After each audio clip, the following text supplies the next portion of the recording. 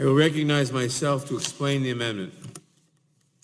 This amendment makes only technical changes to the underlying resolution. I would like to use my time to elaborate on the point made in my opening statement, that there is ample precedent from other investigations involving allegations of wrongdoing by the President for the Judiciary Committee to receive not just the full report, but all of the underlying evidence, including grand jury material. In the investigation of Bill Clinton, the independent counsel Ken Starr produced to Congress a 445-page report, several thousand pages of appendices, and 17 boxes of underlying evidence and other materials. These boxes included all of the grand jury information protected by Rule 6E of the Federal Rules of Criminal Procedure. The Starr report and the underlying evidence and materials produced to this committee fill up volume after volume of the record in the Clinton impeachment proceedings. I am holding up only 2 of these many volumes that contain some of the evidence and materials underlying the Starr report that he produced to Congress. Here is volume 4, part 2 and part 3 that contain supplemental materials from the Starr report. All of these materials were delivered to the House immediately after Ken Starr completed the report. Looking at volume 4, part 3, it is filled with the grand jury testimony and other evidence from the Starr investigation that was produced to the House Judiciary Committee. For example, on page 3,341, there is grand jury testimony of Stacey Desmond Porter. Here is a copy of it. There were boxes and boxes of such information produced by Ken Starr. Starr sought and obtained authorization from the court overseeing the grand jury to share the grand jury materials with Congress. A similar order permitting Congress to receive the grand jury materials in the Mueller investigation can and should be obtained here. The materials produced to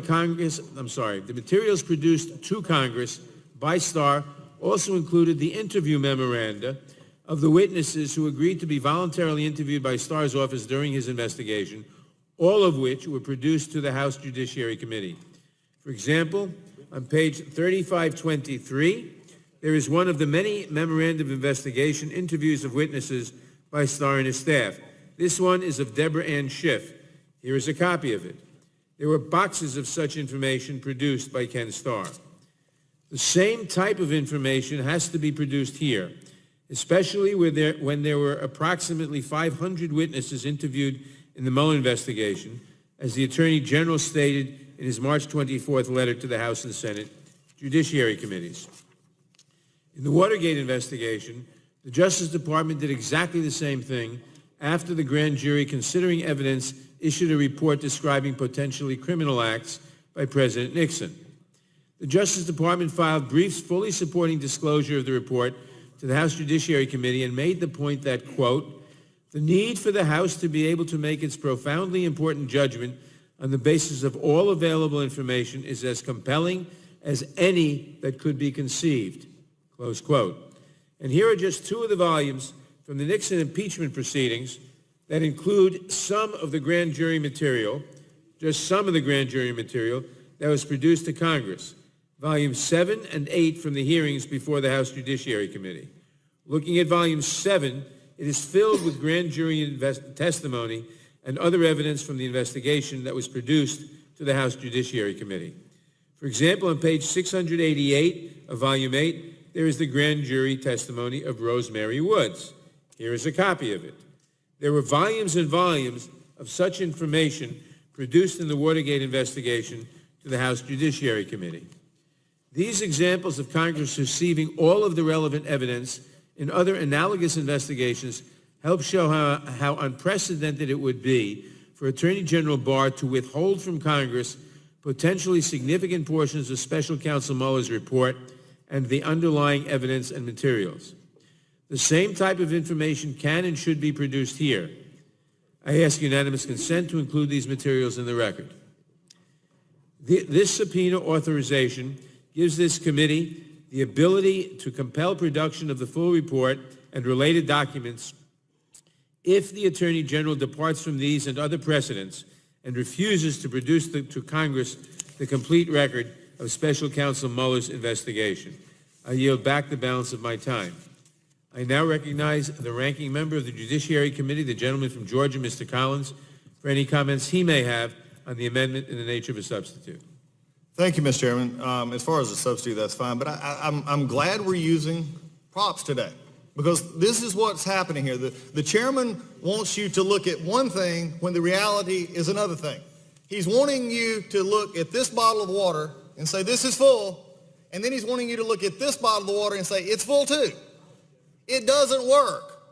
You can't say the Starr report, or even going back to impeachment, which we'll get to in a minute, and then come along and say Mueller is full too. It's the same. They're not the same. And as long as we perpetrate this fraud of saying that they're the same, then we're going to continue down this process of saying that we've got a problem here. Because the Starr report, which actually came out, let's actually go to what it said. The Starr had a requirement under the Independent Counsel Act, 28 U.S.C. 595, to advise the House of Representatives of any substantial credible information which may constitute grounds for an impeachment. Remember, it was the Janet Reno Justice Department, after the Starr report was written, that rewrote the regulations that we're under today. Starr, Mueller, two different things. And if we understand this, then we can understand the problem we have here. I feel for the chairman. He's trying to make an analogy that just won't work. He's doing as good a job as he possibly can. It just doesn't work. The other interesting issue in here is he's used two precedents for getting this information, both of which are impeachment. If the chairman truly wanted to get at this information, then he can go to what I believe many in their heart desire is open the impeachment inquiry. Maybe that's what we're going to get to today. But if you use the precedent of impeachment, not the precedent of subpoenas, then there's a problem.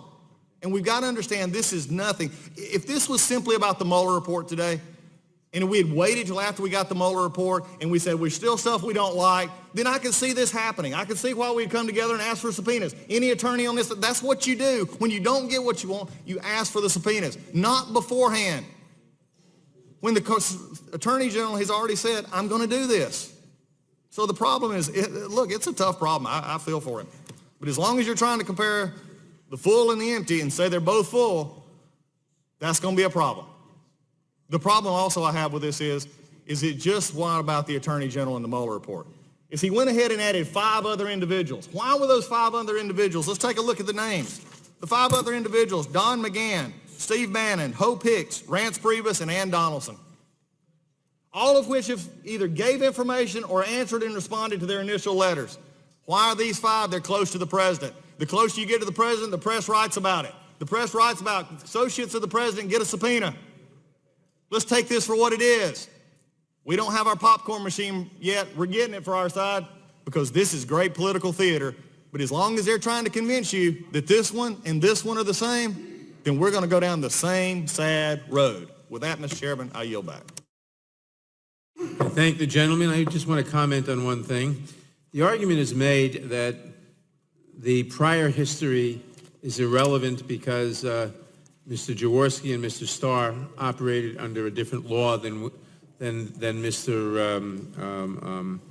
Mueller is operating. That fact is true.